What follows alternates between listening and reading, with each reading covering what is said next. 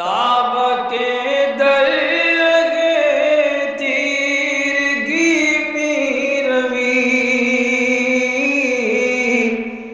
بہر توبہ درائے شباب غوی بشنو از گوش دل مثنوی معنوی در رہے صدق برتا مسمم شوی بشنو از گوش دل مثنوی معنوی در رہے صدق برتا مسمم شوی۔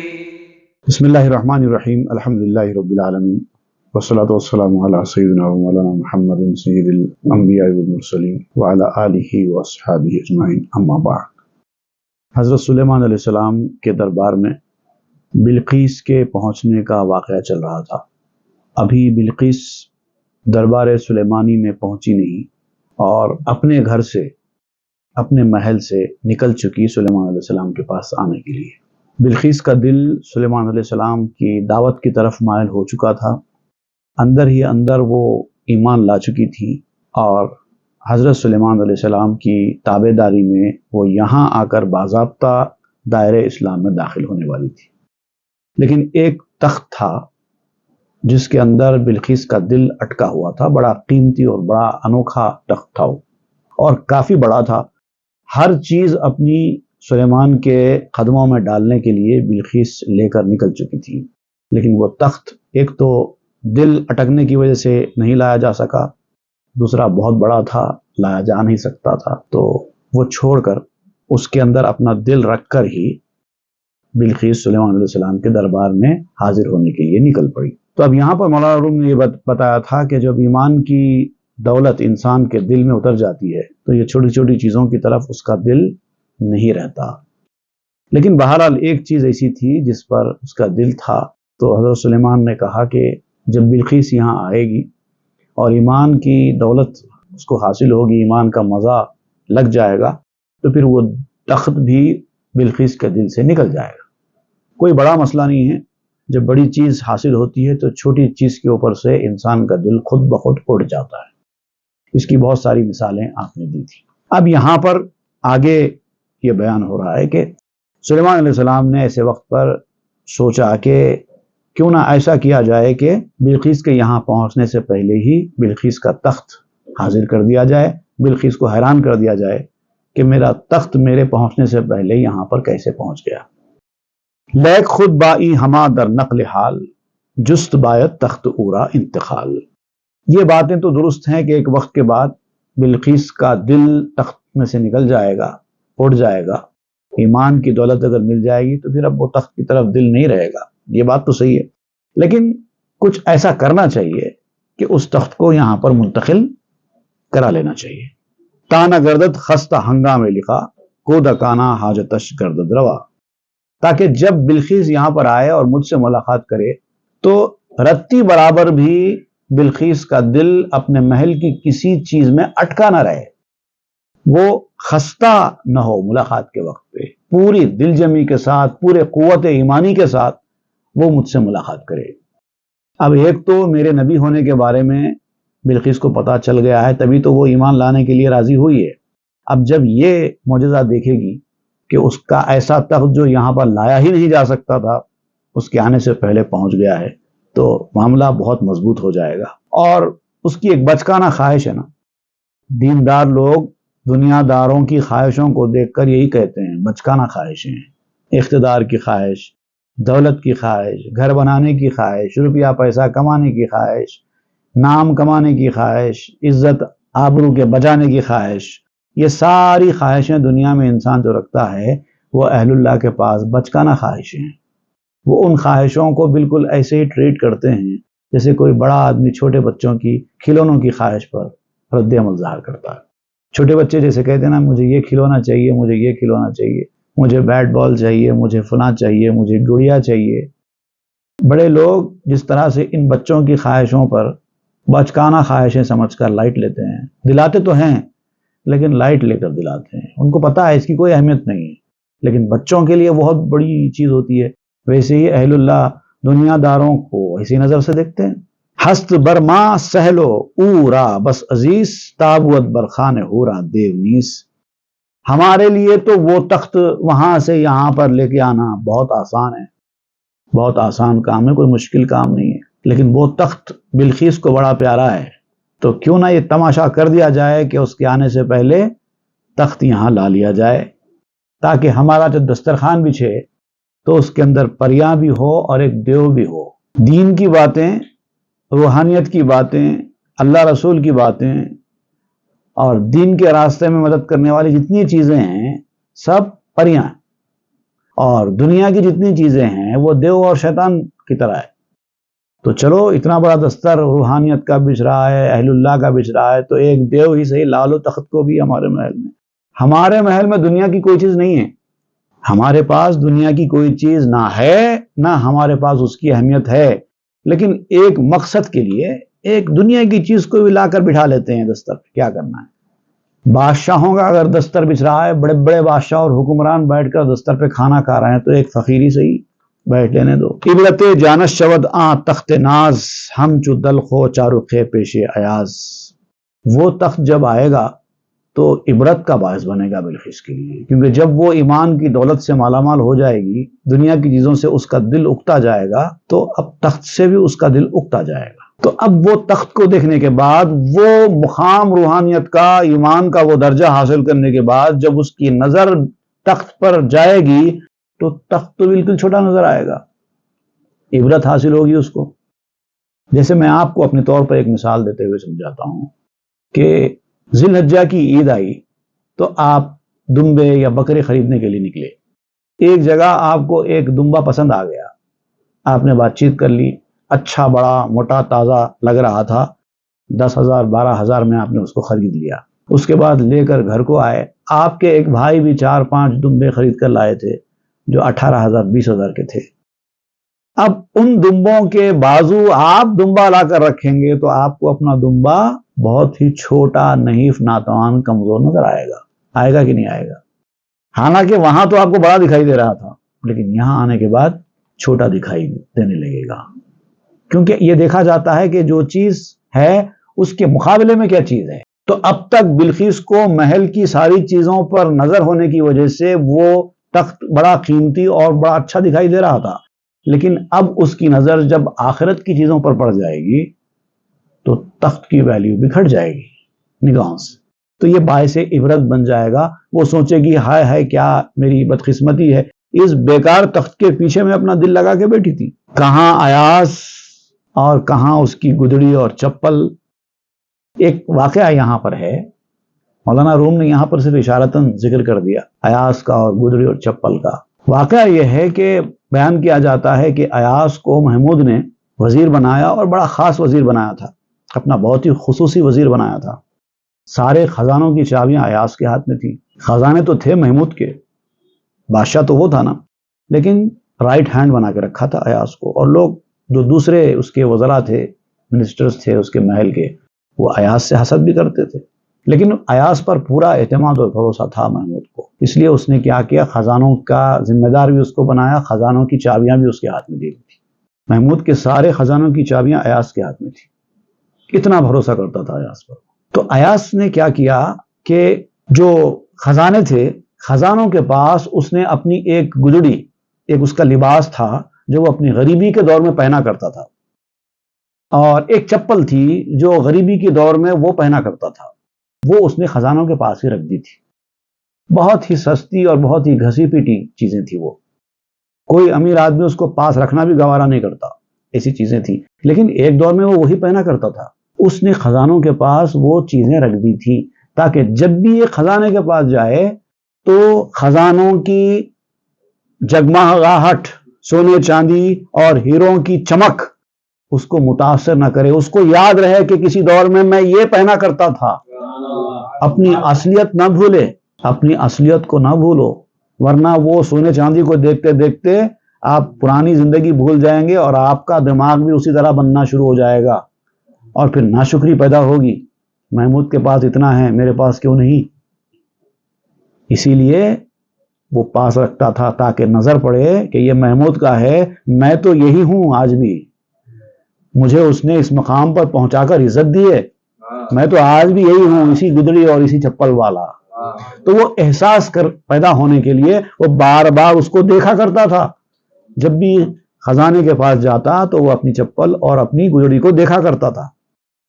اس کا حوالہ دیتے ہوئے آپ یہاں کہتے ہیں کہ ایاز کے لیے جیسے گدڑی اور چپل تھی، ویسے ہی یہ تخت بلخیس کے لیے ثابت ہو جائے کہ میں کیسی تھی، دنیاوی چیزوں کے اوپر میرا دل تھا۔ عبرت پکڑے تا بدانت در چبودا مبتلا، اس کجا ہا در رسید او تا کجا، تاکہ اسے پتا چل جائے کہ وہ آخر کس چیز میں پھنسی ہوئی تھی، کس چیز کے اندر اس کا دل تھا۔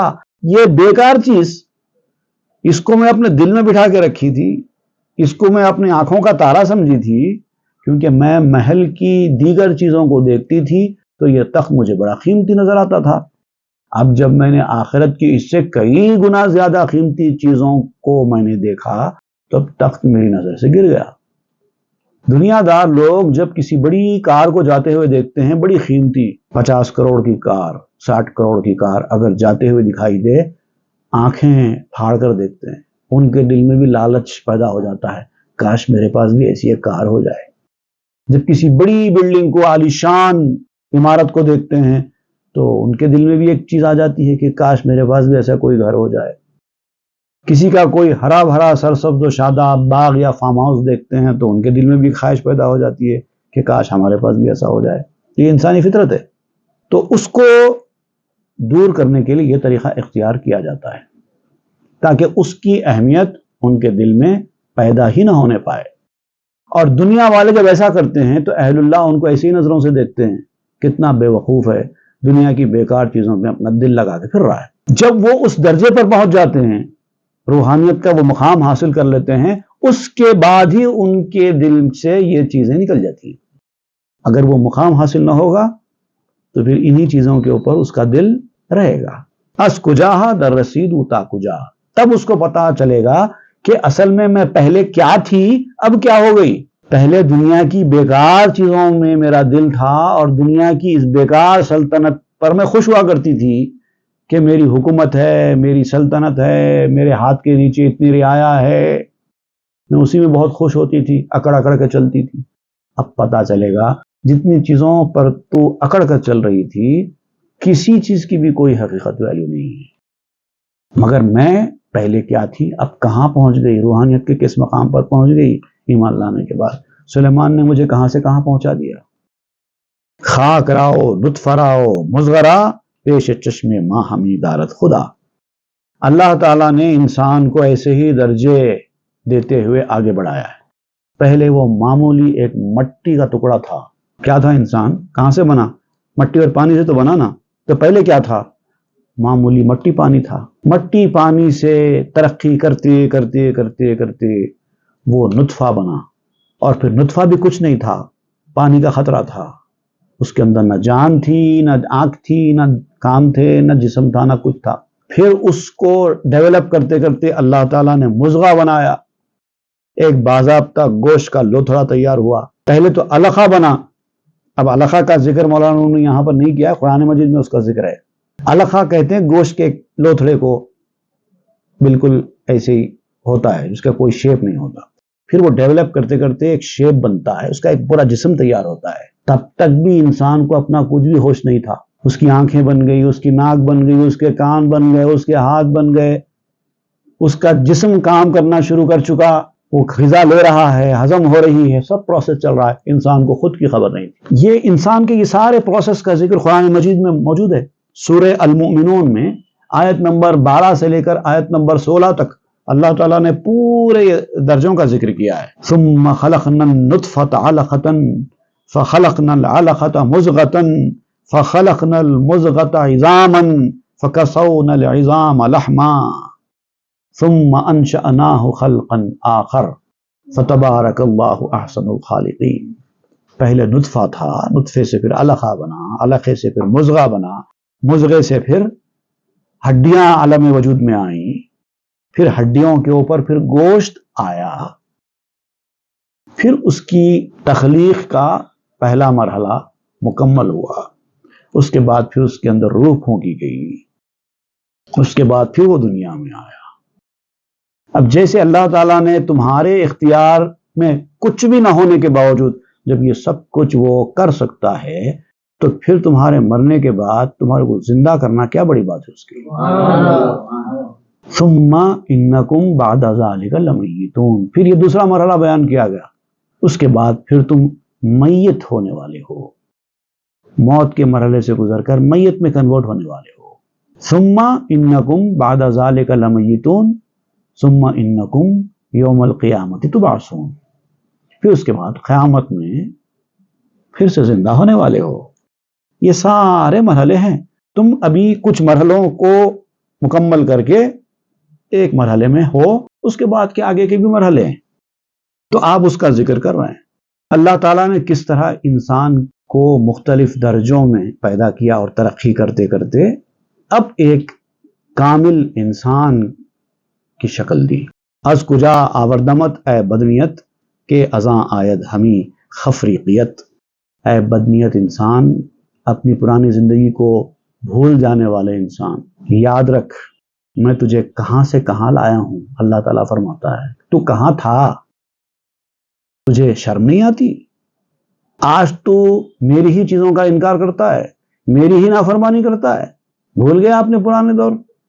اور ایک مقام پہ ارشاد ہوا هل اتى على الانسان حين من الدهر لم يكن شيئا مذكورا، انسان پہ ایک ایسا دور بھی آیا ہے جب وہ کوئی چیز تھا ہی نہیں، کچھ تھا ہی نہیں، کا وجود ہی نہیں تھا، اور اب کچھ وجود اس کو ملا تو اس کے بعد یہ چیز کا انکار کرتا ہے، وہ چیز کا انکار کرتا ہے۔ میں سوال جواب کو نہیں مانتا، میں جنت کو نہیں مانتا، میں خدا کو نہیں مانتا، یہ نہیں مانتا وہ نہیں مانتا۔ مولانا روم کہتے ہیں تیرا میں یہ نہیں مانتا وہ نہیں مانتا کہنا خود ماننا ہے، کیونکہ تو اپنے آپ کو بھی ایک دور میں نہیں مانتا تھا نا، اس کی تفصیل بعد میں آئے گی۔ تو برا عاشق بودی در دور آں منکر ای فضل بودی آں زماں۔ اب یہ انسان کا جو ترقی کرنا ہے، ایک دور سے دوسرے دور میں جانا، دوسرے دور سے تیسرے دور میں جانا، حقیقت میں انسان اس کا بھی منکر ہے، لیکن ہو کے تو آئے ہے ویسے ہی۔ آپ کو یاد ہے جب آپ ماں کے پیٹ میں تھے تو اس وقت کن کن مرحلوں سے ہو کر گزرے تھے؟ کچھ یاد ہے؟ نہیں یاد ہے تو پھر انکار کرو نا، انکار کرو، میں نہیں مانتا کہ میں ماں کے پیٹ میں تھا، مجھے نہیں پتا، میں نہیں مانتا، کہو نا۔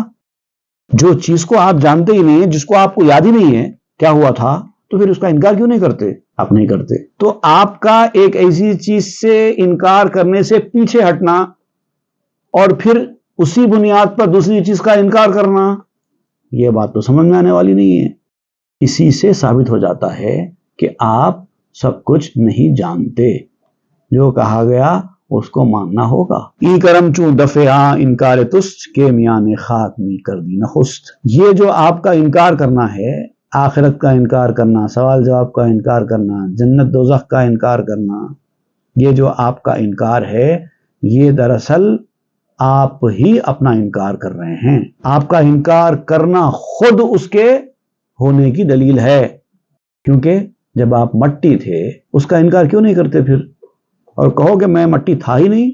تو جب آپ ایک حقیقت کا انکار یاد نہ ہونے کے باوجود نہیں کر سکتے تو دوسرا انکار آپ کا غلط خود بخود ثابت ہو جاتا ہے۔ اس کی مثال دینے کے لیے میں آپ کو کہوں، ایک اور مثال میں اپنے طور پر آپ کو سمجھاتا ہوں کہ ایک کمپنی میں 2 ملازم تھے، اور کمپنی کے باس نے دونوں ملازمین سے کہا تھا کہ کل صبح 7 بجے آفس پہ رہنا ہے، کل صبح 7 بجے آفس پہ رہنا ہے۔ ایک ملازم صبح 7 بجے آفس پہ آ گیا، اس سے کہا گیا، پوچھا گیا کہ تم وقت پر آ گئے؟ تو اس نے کہا کہ دراصل میں رات بھر سویا نہیں۔ آ گیا، کیا کہا اس نے؟ رات بھر سویا نہیں، پھر بھی آ گیا۔ دوسرا ملازم دیر سے آیا تو اس سے پوچھا گیا کہ آپ دیر سے کیوں آئے؟ تو اس نے یہ عذر پیش کیا کہ میں رات میں دیر سے سویا۔ تو باس نے کہا کہ تم جو عذر پیش کر رہے ہو کہ میں رات میں دیر سے سویا، اس سے تو ثابت ہو رہا ہے کہ تم سو کے آئے ہو۔ پہلے والا ملازم تو بغیر سوئے کے آ گیا، تم تو پھر بھی سوئے ہوئے ہو، تو وہ عذر اس بات کے پیش کر رہے ہیں کہ میں دیر سے سویا، لیکن اس سے ثابت کیا ہو رہا ہے کہ وہ آدمی سویا، یہ تو ثابت ہو رہا ہے۔ تو ویسے ہی بعض چیزیں ایسی ہوتی ہیں کہ آپ انکار کرتے ہیں لیکن انکار سے ہی وہ چیز ثابت ہو جاتی ہے۔ ایک چیز کا انکار کرتے ہیں دوسری چیز ثابت ہو جاتی ہے۔ اس نے اس بات کا انکار کیا کہ میری نیند برابر نہیں ہوئی، اس کا تو عذر بنایا اس نے، لیکن نیند ہوئی تو ثابت ہو گئی نا اس سے۔ وہی حال ہوتا ہے۔ حجت انکار شد انشار تو، از دوا بدتر شدی بیمار تو۔ تمہاری پیدائش خود تمہارے انکار کے خلاف دلیل بن چکی ہے۔ تم جتنے مرحلوں سے گزر کر یہاں تک پہنچے ہو، یہ خود اس بات کا ثبوت ہے کہ تمہارا جسم خود تمہارے انکار کے خلاف گواہی دے رہا ہے۔ یہ تو وہی بات ہوئی کہ ایک بیمار آدمی کو دوا پلائی گئی، دوا پلانے سے بیماری اور بڑھ گئی۔ بیماری کو کم کرنے کے لیے دوا پلائی جاتی ہے نا، لیکن اگر دوا پینے سے ہی بیماری بڑھ جائے تو کیا کہیں گے آپ؟ وہی حال ہے تم لوگوں کا، انکار کرنے والوں کا۔ خاک را تصویر این کار از کجا، نطفہ را ہضمی و انکار از کجا۔ اب آپ سوچو کہ تم ایک مٹی کے تھے، مٹی اتنے مرحلے طے کرتے کرتے یہاں تک پہنچی کہ تم اب ایک کامل انسان بن کے چلتے پھرتے ہو۔ کیا مٹی میں اتنی طاقت ہے؟ کیا مٹی میں اتنی طاقت تھی کہ وہ یہ کام کر سکتی تھی؟ یہ تو قدرت کا کمال تھا۔ اور آج جو آپ انکار کر رہے ہو، کیا مٹی میں یہ طاقت ہے کہ وہ انکار کرے کسی چیز کا، جھگڑا کرے؟ یہ جو تمہارا جھگڑالوپن ہے، یہ جو تمہارا انکار ہے، یہ مٹی کی طاقت ہے کیا؟ مٹی کی طاقت تو نہیں ہے، قدرت کام کر رہی ہے۔ تو قدرت جب یہ کام کرتی ہے کہ ایک ایسی چیز کو جس کے اندر نہ انکار کرنے کی صلاحیت ہے نہ جھگڑا کرنے کی صلاحیت ہے، انکار کرنے والی بنا سکتی ہے، تو تمہارا انکار کرنا ہی اس کے قدرت کے ہونے کا ثبوت ہے۔ سمجھ میں آ گیا؟ تمہارا انکار کرنا ہی قدرت کا ثبوت بن جاتا ہے، کیونکہ جب تم مٹی تھے اس وقت تو تم انکار کرتے ہی نہیں تھے، انکار کرنے کے قابل ہی نہیں تھے۔ اب قابل بنے ہیں اور وہ بھی قدرت سے بنے تو مطلب ثابت ہو گیا کہ قدرت ہے۔ تو جب قدرت ہے، جب مٹی سے ایسا کر سکتی ہے تو ایسے سے ویسا کیوں نہیں کر سکتی؟ چون درادم بے دلو بے سر بدی، فکرت و انکار را منکر بدی۔ جس وقت تم مٹی کے تھے، بھی مٹی تھے، اس وقت نہ تمہاں کو دل تھا نہ تم کو سر تھا، مطلب جان ہی نہیں تھی، تو اس وقت تو تم انکار کر ہی نہیں سکتے تھے۔ اگر تم سے اس وقت پوچھا جاتا تو تم کیا انکار کرتے تھے؟ انکار ہی نہیں کرتے تھے۔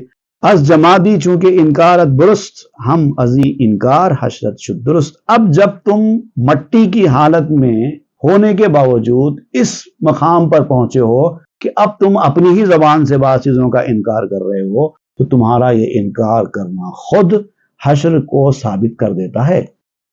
ایک مرحلے سے تم اس مرحلے پہ آئے، پہلے تم انکار کرنے کی صلاحیت والے ہی نہیں تھے، اب تم اس صلاحیت والے بنے کہ اب تم خود انکار کر رہے ہو، تو تمہارا انکار کرنا خود ثابت کر دیتا ہے کہ ایک دن حشر برپا ہوگا۔ اس درجے سے اس درجے میں آئے تو اس درجے سے اس درجے کو ثابت کر دیا جاتا ہے۔ تم پرائمری اسکول سے ہائی اسکول میں آئے تو اس سے ثابت ہو جاتا ہے کہ تم ہائی اسکول سے اب کالج کی طرف بھی جا سکتے ہو۔ بس مثال ہے تو چوآں حلقہ زنیس، کس درونش خواجہ گوید خواجہ نیست۔ اب آپ ایک اور مثال دیتے ہوئے سمجھاتے ہیں۔ ایک دروازے پہ ایک شخص نے آ کر کھٹکا مارا، زنجیر پیٹی۔ مالک ہے کیا گھر میں؟ کوئی غلام نے اپنے مالک کے دروازے پر دستک دی اور باہر سے پکارنے لگا، کیا مالک گھر پہ ہے؟ تو اندر سے مالک پکارنے لگا کہ مالک گھر پہ نہیں ہے۔ مالک نے پکارا کہ مالک گھر پر نہیں ہے، تو غلام کو اطلاع کیا ملی؟ مالک گھر پر نہیں ہے، لیکن چونکہ مالک کی ہی آواز تھی، غلام سمجھ گیا کہ مالک گھر پہ ہے۔ مالک گھر پہ نہیں ہے یہ اطلاع پہنچی غلام کے پاس، لیکن چونکہ آواز مالک کی تھی تو اطلاع الٹی ہو گئی، پہنچتے پہنچتے غلام کو سمجھ میں آ گیا کہ مالک گھر پر ہے۔ حلقہ زن زی نیست در یابت کے ہست، پس ز حلقہ بر ندارت ہیچ دست۔ انکار کے باوجود وہ کھٹکا مارنے والا سمجھ جائے گا کہ مالک گھر پہ ہے، اور یہ 4 بار پکار کے بھی کہے کہ مالک گھر پہ نہیں ہے، اس سے کچھ ہونے والا نہیں ہے۔ گھر پہ نہیں ہے، گھر پہ نہیں ہے، گھر پہ نہیں ہے، یہ کہنا خود ثابت کر دیتا ہے کہ گھر پہ ہے کیونکہ آواز اس کی ہے. پس ہم انکارت مبین می کنت کز جمادو حشر صد فن می کنت. تو انکار کرنا ہی واضح کر دیتا ہے کہ وہ چیز ہے، اس کا وجود ہے. تو جب ایک چیز کا انکار اس کے وجود کو ثابت کر دیتا ہے تو وہی مٹی جو پہلے انکار کے قابل نہیں تھی اب انکار کر رہی ہے، اسی سے حشر بھی ثابت ہو جاتا ہے. چند سنت رفت اے انکار تا آب و گل انکار زاد حل عطا. اب یہ جو انسان کی تخلیق کے جو مرحلے گزرے، یہ کوئی ایک کاریگری نہیں تھی نا، مختلف کاریگریوں سے ہوتے ہوئے انسان گزر کے آیا ہے، جس کا ذکر کیا گیا. علقہ، مضغہ، یہ جو منزلیں تھیں، یہ ہوتے ہوتے ہوتے ہوتے انسان ایک فائنل شیپ میں پہنچا. تو کب تک انکار کرتا رہے گا انسان؟ اگر اب بھی انکار کرے گا انسان تو پھر یہ ثابت ہو جائے گا کہ ایک بننے والا بنانے والے سے زیادہ طاقتور ہے، ایسا ثابت ہو جائے گا، جبکہ یہ ہو ہی نہیں سکتا. مخلوق خالق سے طاقتور ہو سکتی کیا؟ تو مٹی اور پانی سے بننے والا انسان اپنے بنانے والے کا انکار کیسے کر سکتا ہے، جبکہ بنانے والا خود کہہ رہا ہے هل اتى على الانسان حين من الدهر. انسان کے اوپر ایک ایسا وقت بھی گزرا ہے جبکہ وہ کچھ تھا ہی نہیں. تو جب وہ کچھ تھا ہی نہیں تو اب کچھ ہوا تو اللہ کی قدرت سے ہوا، اور وہ اللہ کی قدرت ہی کا انکار کرے تو بات کہاں سمجھ میں آتی ہے؟ آب و گلمی گفت خود انکار نیست بانگ میزد بے خبر کخبار نیست. پانی اور مٹی دونوں کہتے ہیں کہ کوئی انکار ہی نہیں ہے، بھلے ہی زبان سے کہتا رہے میں نہیں مانتا میں نہیں مانتا، لیکن حقیقت حال کہتی ہے کہ تو مانتا ہے، بول نہیں رہا ہے. ویسے ہی اس آدمی کی طرح جو کہتا ہے کہ مالک گھر پر نہیں ہے، مالک گھر پر نہیں ہے، لیکن اس کا گھر پر نہیں ہے کہنا خود ثابت کر رہا ہے کہ وہ گھر پر ہے. ویسے ہی انسان کا معاملہ بھی ہے. بے خبر پکارتا ہے کہ کوئی خبر نہیں ہے، کیونکہ وہ خود بے خبر ہے. اگر آپ سے کسی نے پوچھا کہ بھائی آپ فلاں جگہ سے آ رہے ہیں، بتائیے وہاں کی کیا خبر ہے، آپ کہیں گے کوئی خبر نہیں ہے. تو کیا اس سے یہ ثابت ہوتا ہے کہ وہاں پر کوئی خبر نہیں ہے؟ ثابت یہ ہوتا ہے کہ آپ کو خبر نہیں ہے. اگر وہاں کچھ ہوا بھی ہے تو آپ اگر یہ کہہ دیں کہ کوئی خبر نہیں ہے تو اس سے یہ تھوڑی ثابت ہو جاتا کہ وہاں پر کچھ نہیں ہوا ہے. یہ ثابت ہوتا ہے کہ آپ کو کچھ نہیں پتا ہے. وہی حال ہے. من بگویم شرحی اسد تاریخ لیک خاطر لفظ گفت دقیق. یہ بہت اہم موضوع ہے لیکن بہت مشکل بھی ہے. اگر اس کو میں اور مختلف طریقے سے سمجھانے لگوں تو 100 طریقے سے سمجھا سکتا ہوں، لیکن بہت باریک باتیں ہیں. اگر ضرورت سے زیادہ باریک باتوں میں جائیں گے تو انسان بھٹک جائے گا، لغزش کھا جائے گا انسان. اس لیے اس سے زیادہ بیان کرنا مناسب نہیں ہے. عقل مند کو اشارہ کافی ہے. شرح آرا لب بستم اے کیا بحر نقل تخت بلقیس الصبا. اب کیا کریں گے؟ اب اس تشریح کو یہیں پر روک دیتے ہیں. اب اسے زیادہ کچھ بولنے سے بہتر یہ ہے کہ خاموشی اختیار کر لی جائے. اب وہ جو قصہ ہے بلقیس کے تخت کے لانے کا سلیمان علیہ السلام کے دربار میں، اس قصے کی طرف پلٹ کر چلتے ہیں، دیکھتے ہیں کہ کیا ہوا اور تخت کیسے پہنچا. وہ انشاءاللہ ہم آئندہ کے درس میں پڑھیں گے. صلی اللہ تعالی علی خیر سیدنا محمد وآلہ وصحبہ اجمعین والحمد للہ رب العالمین. تاب کے در لگے تیرگی میں روی بہر توبہ درائے شباب غوی. بشنو از گوش دل مثنوی معنوی در رہے صدق برتا مسمم شوی. بشنو از گوش